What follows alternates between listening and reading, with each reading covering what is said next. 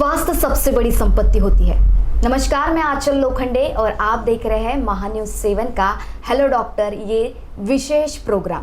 और आज हमारे साथ है doctor Suryakant Dwivedi, MS general surgery शल्य FILS और आरोग्यम क्लिनिक और पाइल्स रिलीफ सेंटर के डायरेक्टर।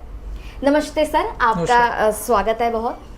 सबसे पहला मेरा ये सवाल होगा कि पाइल्स जो बीमारी है वो कितने लोगों में होती है, मतलब जैसे 10 में से कुछ लोगों में या 40 में से कुछ लोगों में जनरल हो गया है, तो ये मेरा पहला सवाल होगा। पाइल्स का अभी जो सेंसस है, डाटा है, वो तो ऐसा है कि अभी हर तीसरे व्यक्ति को कभी ना कभी पाइल्स की समस्या से गुजरना पड़ता है। पाइल्स की समस्या मतलब इन जनरल जिसको हम पाइल्स बोलते हैं, उसमें बहुत सारी डिजीजेस हैं। एनोरेक्टल डिजीज हम बोल सकते हैं, पाइल्स हो गया, फिशर है, फिस्टुला है, पाइलोनेडल साइनस, उसमें बहुत सारे पेशेंट कवर कर देते हैं। और वहाँ पे मस्से, वार्ड्स, जलन, छाले, ऐसे बहुत सारी बीमारियां हैं। तो इन सभी में से कभी ना कभी अपने जीवन काल में एक आधी बार उन्हें ऐसी तकलीफ हो सकती है। तो ऐसे हम अगर ऐसा बोलते हैं कि 100 लोगों में कितने लोग ऐसे मिल जाएंगे, तो 100 लोग में ऐसे आपको 50 से 70 लोग ऐसे मिल सकते हैं कि जिन्हें कभी ना कभी कोई समस्या हुई है।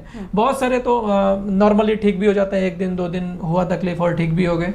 और कुछ लोग होते हैं इसमें से जो मेडिसिनल की तरफ जाते हैं, मेडिसिन लेते हैं, दवाइयों से ठीक हो जाते हैं। जो दवाइयों से ठीक नहीं होते फिर उन्हें लास्ट में सर्जिकली जाना पड़ता है। तो ऐसे अप्रॉक्सीमेट हम बोल सकते हैं कि 60 to 70% लोगों को ऐसी समस्या कभी ना कभी हो सकती है।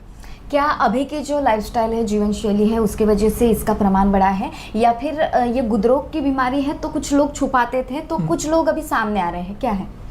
कैसा है ये अभी किन कारणों से होता है? एक तो हम ऐसा बोल सकते हैं कि इसमें कुछ जेनेटिक रीजन भी होते हैं, जैसे माँ बाप को है या अपने उनके एंसेस्टर में किसी को है तकलीफ, तो वहाँ से आ सकता है। और दूसरा आपकी लाइफ स्टाइल कैसी है उसके ऊपर डिपेंड करता है। और ये एक लाइफ स्टाइल डिजीज़ है, ऐसा बोल सकते हैं इसे।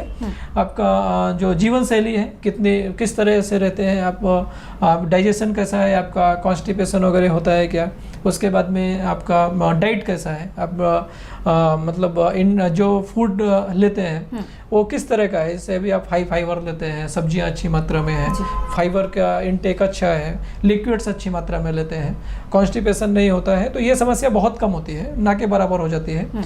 जिसमें जो डाइट की तरफ ध्यान नहीं देते हैं, जैसे अभी कुछ लोग रहते हैं जिन्हें नाइट ड्यूटी है, नाइट रात्रि जागरण है, रात में उन्हें जगना है, उसके बाद में जो कॉन्स्टिपेशन के इशू होते हैं, उन्हें पेट साफ नहीं हो रहा है, उसके बाद भी वो जगह में संडास की जगह में जोर लगाते हैं। कुछ लोगों की ऐसी आदत होती है कि जहाँ पे बैठे हुए लेटरिन में बैठ के पेपर पढ़ते हैं। कुछ लोग होते हैं उस मोबाइल देखते हुए बैठे रहते हैं। तो ऐसे समय में समय पता ही नहीं चलता है कि वो कितने समय तक बैठे हुए हैं, 10 मिनट, 15 मिनट, आधे घंटे भी लोगों की बैठने की आदत होती है। तो ये बहुत बार अगर वो कंटिन्यूअस प्रेशर में बैठा है तब भी उधर के वहाँ की जो वेनस प्लेक्सस होते हैं, डायलेट होते हैं, उसके वजह से भी आपको हेमोराइड होना, और जो अपने बहुत बार ये जो हम स्ट्रेनिंग करते हैं तो जो इंटरनल म्यूकोजा होता है वो बाहर आने की कोशिश करता है, बाहर आने लगता है, जिसे हम म्यूकोजल प्रोलैप्स ऐसा बोलते हैं। तो ये जो मेन रीजन है सभी के, ये कहीं ना कहीं रिलेटेड आपके फूड हैबिट और लाइफ स्टाइल से है। टॉयलेट में ज़्यादा समय मतलब जाना, तो ये भी एक साइन माना जा सकता है। बहुत लोग बोलते हैं कि अगर टॉयलेट में अगर ज़्यादा समय लगता है तो ये गुदरोग बीमारी के तरफ ले जाता है। बिल्कुल। अभी जिनको कॉन्स्टिपेशन का तकलीफ नहीं है, जिन्हें पेट की कोई बीमारियां नहीं है, जिनका लाइफ स्टाइल दिनचर्या अच्छी है, ऐसे लोग जो होते हैं उन्हें विद इन 2 to 5 मिनट्स के अंदर मोशन होके वो बाहर भी आ जाते हैं। और जिन्हें कॉन्स्टिपेट होता है, कॉन्स्टिपेट मतलब आपके जो समझिए कि जहाँ से स्टूल निकल रहा है वो स्टक हो गया, चिपक गया, निकल नहीं रहा है उसे, तो जो भी लोग होते हैं वो क्या करते हैं, उसे निकालने की कोशिश करते हैं, जोर लगाते हैं। ये ह्यूमन नेचर है। नेचुरली जब होता है तो नेचुरली आपको विद इन 5 मिनट्स के अंदर आप बाहर आ रहे हैं, मतलब आपको कोई कॉन्स्टिपेशन नहीं है, कोई तकलीफ नहीं है। अगर आपको कॉन्स्टिपेट हो रहा है तो आप आधे घंटे, पौन घंटे भी लोग बैठते हैं। फिर कुछ जो बैड हैबिट्स होती हैं, अभी न्यूज़पेपर लेके बैठा है, अभी उससे अगर एक कंटेंट अच्छा लग रहा है, उसने पढ़ना शुरू किया तो उससे टाइम का ख्याल नहीं रहेगा। मोबाइल देख रहा है, उससे टाइम का ख्याल नहीं रहेगा, तो उसमें लंबे टाइम तक वो बैठे रह जाते हैं। क्या सावधानियां बरती जाए जिससे ये बीमारी ही ना हो? क्या बचा जा सकता है ऐसे? बिल्कुल बचा जा सकता है। हमें अपने डाइट को कंट्रोल करना है, हमें अपने लाइफ स्टाइल को कंट्रोल करना है। लाइफ स्टाइल को कंट्रोल करने का मतलब ये नहीं है कि हम कुछ कर ही नहीं सकते हैं, हम सब कुछ कर सकते हैं, सब एंजॉयमेंट कर सकते हैं, लेकिन एक आपका लिमिटेशन होनी चाहिए उसके। आप अगर समझिए अभी नॉनवेज खा रहे हैं, नॉनवेज आपको खाने के बाद में, नॉनवेज में फाइबर्स नहीं होते, ठीक है, आप उसके बाद में आप ब्रेड्स खाते हैं, मैदा खाते हैं, मैदे में फाइबर नहीं होता है, ठीक है। तो ऐसी जो चीजें हैं जिनमें फाइबर कम है, उसे कोशिश करना चाहिए कि हम कम खाएं, या फिर जब हम ऐसी चीजें ले रहे हैं उसके साथ में हम फाइबर का इंटेक उस समय बढ़ाएं, लिक्विड्स बढ़ाएं, प्रीबायोटिक्स बढ़ाएं। प्रीबायोटिक्स आपका जो नेचुरल प्रीबायोटिक आपको जो नेचर देता है हमें, एक दही है, छाछ बना के लोग उसका पीते हैं, ये है, ये काफ़ी अच्छे प्रीबायोटिक्स हैं। तो ये ऐसी चीज़ें हमें अपने डाइट में बढ़ानी चाहिए। उस दूसरे हम जो मसाले खाते हैं, मसाले सभी गर्म होते हैं, इनका जो तासीर रहेगी सभी मसालों की, ये गर्मी पैदा करने वाली होती है। तो इन मसालों को, जैसे अभी आप गर्मियाँ अभी है, आप गर्मियों में गर्म मसाले ही खा रहे हैं, तो आपके शरीर में जो पित्त है उसकी मात्रा बढ़ती है। जब आपको बताया मैंने अभी इस सीजन में आपको पेरियनल एब्सेस ये तकलीफ बढ़ती है, उसका एक रीजन ये भी है कि गर्मियों में आपका एक तो अगर आप ऑयली या फिर मसालेदार मिर्च, रेड चिली ज़्यादा यूज करते हैं, तो इसकी वजह से भी, हीट बढ़ने की वजह से भी आपके शरीर में एक पित्त दोष होता है ना। पित्त अगर बहुत ज़्यादा मात्रा में एग्रीवेट होता है तो ये पूरे शरीर में गर्मी पैदा करेगा, और उसकी वजह से भी ये तकलीफें बढ़ जाती हैं। खान पान के संबंध में हमने तो जान लिया कि क्या सावधानियां लेनी चाहिए, क्या खान पान करना चाहिए इस बीमारी से बचने के लिए, लेकिन पानी की क्या भूमिका होती है इस बीमारी में पूरी? पानी का जो बेसिकली काम है, पानी सभी जो आपके शरीर की गंदगी है जी, है ना, कॉमन लैंग्वेज में बोलूँ तो जो शरीर की गंदगी है उसको निकालने का काम पानी ही करता है। अब वो कैसे निकालता है? तो एक तो आपको यूरिन होगी, उससे टॉक्सिन्स निकलते हैं, पसीना निकलेगा शरीर से, उससे टॉक्सिन्स निकलेंगे, स्टूल होगा, उससे टॉक्सिन्स निकलेंगे। इन सभी चीज़ों से आपको जो अभी टॉक्सिन्स निकलना है, तो समझिए एक लिक्विड है या कोई कचरा पड़ा हुआ है, हमें उसे बाहर निकालना है, उसके लिए हमें फ्लश करना होता है जी। तो फ्लश होगा कैसे? शरीर से कैसे टॉक्सिन्स निकलेगा? आपके अगर हम जैसे अभी आपने अब खाना खाया तो सॉलिड फूड ही खाते हैं, सॉलिड के साथ में आप जैसे अभी दाल खाएंगे, ये लिक्विड है, रसेदार सब्जियां खाएंगे, ये लिक्विड है, ये भी एक पानी का प्रकार है जो लिक्विड मात्रा में जा रहा है।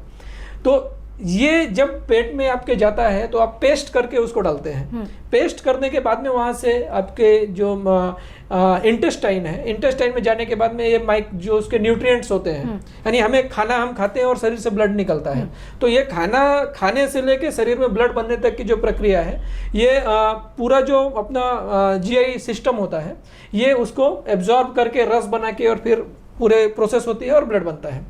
तो जब हम पानी की मात्रा अच्छी रहेगी, हमने खाना खा लिया, खाना पच गया, पचने के बाद में उसे नीचे जाना है, नीचे जाने के लिए आपको कुछ तो ऐसा चाहिए जो ऊपर से आए और जितना तेजी से उसे नीचे की तरफ फ्लश कर दे, वो काम पानी करता है। दूसरा, आपके जो वेस्टेज निकलते हैं किडनी से, तो किडनी में भी अगर पानी की मात्रा ज़्यादा है तो आपके टॉक्सिन्स कभी भी शरीर में कम होंगे, टॉक्सिन्स निकल जाएंगे। अदरवाइज अभी जैसे पेशेंट्स आते हैं किडनी स्टोन के, ये पानी जिनका इंटेक कम रहेगा। दूसरा, अब जो पानी कम लेते हैं इनके यूरिन हमेशा डार्क रहती है, उसके बाद में स्मेल ज़्यादा रहेगी, यूरिन में अमोनिया की गंध ज़्यादा आएगी। तो ये हमें ये भी इंडिकेट करता है कि मेरे शरीर में पानी का मात्रा कम हो गई है। ऐसी बहुत सारी चीज़ें हैं, आपका फेस ड्राई होने लगेगा, लिप्स ड्राई हो जाते हैं, तो इसमें भी पता चलता है कि हमारे शरीर में पानी की मात्रा कम है।